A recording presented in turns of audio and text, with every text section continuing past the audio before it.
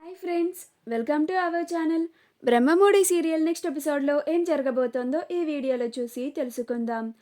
నా కొడుకు ఇంట్లో నుంచి వెళ్ళిపోవడానికి కారణం నువ్వే అని అన్న ధాన్యలక్ష్మి.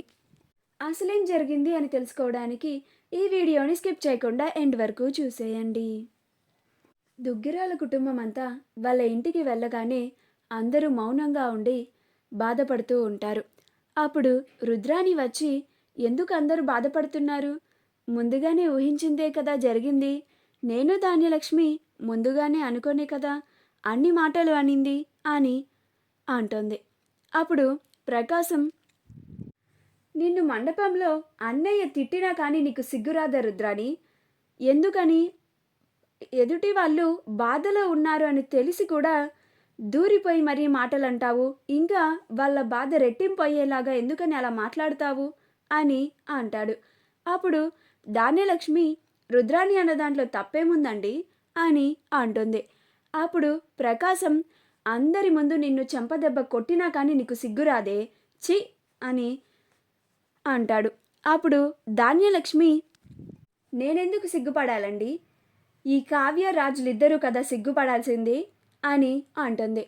అప్పుడు రాజ్ కావ్యలిద్దరూ అలానే కోపంగా ధాన్యలక్ష్మి వైపు చూస్తూ ఉంటారు.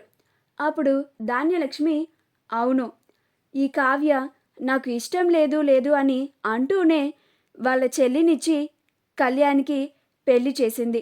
రాజ్ కూడా ఈ కావ్యకి తోడుగా ఉన్నాడు. అలా రాజ్ కావ్యలిద్దరూ కలిసి నా కొడుకు కళ్యాణ్ని అప్పుకి అప్పచెప్పేశారు. ఇప్పుడు నా కడుపు కోతని ఎవరు తీరుస్తారు? వీళ్ళిద్దరు చేసిన పని వల్లనే నా కొడుకు ఇంట్లో నుంచి వెళ్ళిపోయాడు అని బాధపడుతూ ఉంటుంది. అప్పుడు రాజ్, నేను నీకు ముందుగానే చెప్పుకుంటూ వస్తున్నాను పిన్ని, ఈ విషయంలో కళావతిని ఏమీ అనొద్దు అని. కళావతికి ముందు నుంచే అప్పుకి కళ్యాణ్లకి పెళ్లి జరిపించడం ఇష్టం లేదు. అది నువ్వు కళ్ళకి కట్టినట్లుగా స్పష్టంగా మండపంలోనే చూశావు. కళావతి కళ్యాణ్ని ఎంతలాగా నిలదీసిందో. పైగా కళావతికి ఇష్టం ఉండి ఉంటే నేను మండపంలో అడిగినప్పుడు కళ్యాణ్ని అప్పులని ఆపేది కూడా అని అంటాడు. అప్పుడు కావ్య, చూసారా అండి, నేను ముందుగా ఎందుకు అంతలాగా భయపడ్డానో, ఎందుకని కవి గారికి అప్పులకి పెళ్లి చేయకూడదు అని అనుకున్నాను. ఇందుకే ఇలా మీ రుద్రాణి అత్తగారు, మీ పిన్ని గారు ఇద్దరూ కలిసి నా మీద దుమ్మెత్తి పోస్తారనే, ఇలాగా నా పైన నిందలు వేస్తారనే అని అంటోంది.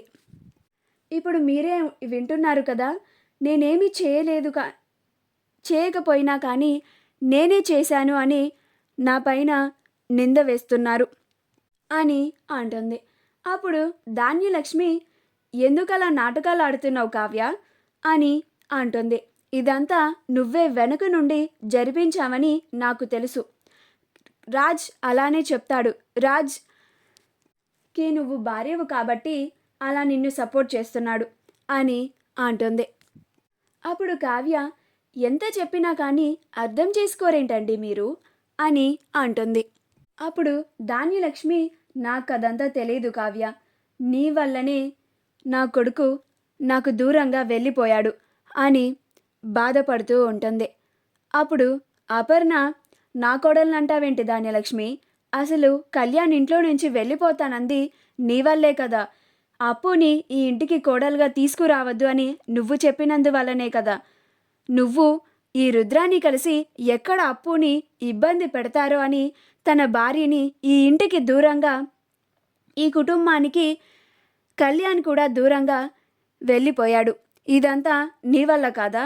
అదే నువ్వు కళ్యాణ్ అప్పుల పెళ్లిని అంగీకరించి ఉంటే నీ కొడుకు నీ కళ్ళ ముందే ఉండేవాడు కదా. ఇలా నువ్వు నా కొడుకు కోడల్నిద్దరినీ నిందించడం కరెక్ట్ కాదు ధాన్యలక్ష్మి అని అంటోంది. అప్పుడు ధాన్యలక్ష్మి, ఏంటక్క నువ్వెన్నైనా మాట్లాడతావు, నీ కొడుకు నీ కళ్ళ ముందే ఉన్నాడు. నా కొడుకే కదా నా కళ్ళ ముందు లేనిది, నాకే కదా కొడుకు దూరమైనది అని బాధపడుతూ ఉంటుంది. అప్పుడు రుద్రాని, బాధపడుకు ధాన్యలక్ష్మి, నీ కొడుకు ఎంతమంది చెప్పినా కానీ వినలేదు కదా. నేను బయటికి వెళ్ళిపోతాను అనే కదా అన్నాడు. ఇంకా ఎవ్వరు పిలిచినా కానీ అస్సలు తిరిగి రాడు అని అంటుంది. అప్పుడు ధాన్యలక్ష్మికి ఇంకా బాధ వేస్తుంది. అప్పుడు రుద్రాని, నువ్వు ఇంకా నీ కొడుకు లేకుండా బతకడం అలవాటు చేసుకోవాలి ధాన్యలక్ష్మి అని అంటుంది. అప్పుడు రాజ్, బాధపడుకు పిన్ని, కళ్యాణ్ని అప్పులని ఈ ఇంటికి తీసుకొస్తాను నేను అని అంటాడు. అప్పుడు ధాన్యలక్ష్మి, నువ్విప్పటి వరకు చేసింది చాలు రాజ్, కళ్యాణ్ ఒక్కడినే తీసుకురా, ఆ అప్పుని ఈ ఇంట్లో తీసుకురావడం నాకు అస్సలు ఇష్టం లేదు, ఆ అప్పు ఈ ఇంట్లో అడుగు పెట్టడం నాకు అస్సలు ఇష్టం లేదు అని అంటుంది.